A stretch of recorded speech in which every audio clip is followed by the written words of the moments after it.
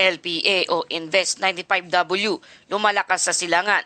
Tatama ba sa bansa o liliko pahilaga? Magandang araw Pilipinas, ito ang Pilipinas Weather ngayon. Narito na ating update sa panahon. Kung bago ka lang sa ating channel, please like, share, and subscribe para lagi kang updated sa panahon. Salamat sa iyong suporta. Mga kababayan, ngayong araw ng linggo, March 8 na po tayo. Narito na ating update sa panahon. Sa kasalukuyan, binabantayan ng mga meteorologists ang Invest 95W, isang weather disturbance na matatagpuan sa silangan ng bansa, bandang timog ng Guam. Batay sa satellite imagery, makikita ang malawak na kumpol na thunderstorm clouds at may umiikot ng sirkulasyon sa loob ng sistema. Kapag ganitong malawak ang kumpol na ulap ay may nakikitang pag-ikot, ito ang unang palatandaan na maaring mag-organize ang isang sistema. Makikita rin sa satellite ang kaunting outflow sa hilaga at timog. Isang indikasyon na may kaunting ventilasyon ang sistema sa itaas at ng atmosphere. Dahil dito, may posibilidad na ito'y maging isang low pressure area o posibleng tropical depression sa mga susunod na araw. Ngayon mga kababayan, mahalagang tanong ng marami, tatama ba ito sa bansa? Sa kasalukuyang forecast guidance habang kumikilos pa kanluran ang sistema, may umiiral na trough at frontal system malapit sa Japan. Ang trough na ito ay maaring humila sa sistema pahilaga, dahilan upang liliko ito palayo sa ating bansa sa bandang weekend. Ayon sa eksperto, sa meteorology tinatawag itong recurvature, kung saan ang isang tropical system ay biglaang lumilihis pahilaga dahil sa impluwensya ng mga weather system sa mid-latitude. Kung mangyayari ito, mas magiging malaking usapin ang sistema para sa mga lugar tulad ng Guam, Northern Mariana Islands. Sa ngayon, hindi inaasahang direktang tatama ito dito sa ating bansa. Sa ating mga kababayan, kahit hindi ito direktang tatama sa bansa, maaari pa rin tayong makaranas ng indirect effect mula sa sistemang ito. Habang nasa silangan ito ng bansa, maaari itong palakasin ang hanging amihan o northeast monsoon. Kapag lumalakas ang hangin, mas malakas ang hangin mula sa hilagang silangan at maaring magdala ng karagdagang pag-ulan sa ilang bahagi ng Northern Luzon. At narito mga inaasahang ulan sa Region 2 sa Cagayan Valley. Inaasahan ang mas maraming pag-ulan lalo na sa mga lugar malapit sa Sierra Madre. Sa loob ng 5 araw, maaring umabot sa 50 hanggang 100 mm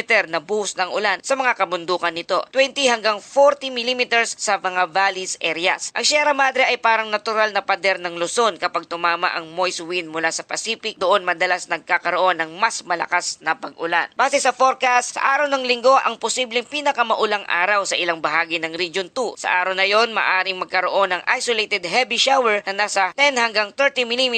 Hindi ito tuloy-tuloy na ulan sa buong rehiyon, ngunit maaring magkaroon ng biglaang boost ng ilang araw sa ilang mga lugar. Sa lugar naman ng Ilocos, mas kaunti ang inaasahang mga ulan. Ang pangunahing mararanasan dito ay pagbugso-bugsong pag-ulan at mahangin na panahon dulot ng pinalakas na hanging amihan. Kaya sa ating mga kababayan na nakaharap sa West Philippine Sea, asahan ng mas malamig at mahangin na kondisyon lalo na sa gabi at sa madaling araw. Ang posibilidad ng pag-ulan sa Northern Luzon ay maaring magpatuloy hanggang bukas at Martes. Pagdating ng kalagitnaan na susunod na linggo ay inaasahang unti-unting hihina ang ulan habang humihina rin ang tinatawag nating cold surge mula sa hilaga. Dahil sa mas malakas na hanging amihan, maaring bahagyang bumaba ang temperatura sa bandang Northern Luzon at inaasahan na sa pagitan ng low 20 degrees Celsius sa madaling araw at low 30 degrees Celsius naman sa bandang tanghali. Mas presko ang pakiramdam kumpara sa mga araw na maalinsangan ang panahon. Mga kababayan, sa maraming pagkakataon sa nakaraan may mga bagyo o disturbances sa silangan ng Pilipinas na hindi direktang tumatama sa bansa, ngunit nakakapagpalakas ito ng hanging amihan. Kapag nangyari ito, karaniwan nating nararanasan ang malamig, mahangin at paminsan-misang pag-ulan sa bandang Northern Luzon. Kaya patuloy tayong nagpapaalala, kahit walang direktang banta ng bagyo, mahalaga pa rin ang paghahanda. Pagdala ng payong kung lalabas, mag-ingat sa mga landslide prone areas at sa kabundukan. Iwasan ang paglalayag kung maliit ang bangka at maalon na karagatan. Tuloy na subaybayan ang official weather's update. Para sa buod ng ating balita, binabantayan ang Invest 95W sa bandang silangan ng bansa at posibleng maging isang low pressure area ito o kaya naman isang tropical depression sa mga susunod na linggo. Hindi inaasahang direktang tatama ito sa bansa at posibleng liliko pahilaga dahil sa trough na malapit sa Japan. Maaring palakasin ang hanging amihan at mas maraming pag-ulan sa bandang Cagayan Valley, pabugso-bugsong ulan naman sa bandang Ilocos region. At para sa ating Bible verse of the day mula sa Psalms 46 verse 1, ang Diyos ang ating kanlungan at kalakasan handang saklolo sa oras ng kaguluhan. Mga kababayan, sa panahon ng bagyo o mga balitang maaring magdulot ng pangamba, ipinapaalala sa atin ng aklat ng Psalms na ang Diyos ang ating kanlungan. Maaring magbago ang hangin, maaring lumakas ang ulan, ngunit ang presensya ng Diyos ay mananatiling matatag. Kapag may pag-alala, ibigay natin ito sa Kanya dahil siya ang tunay na nagbibigay ng kapayapaan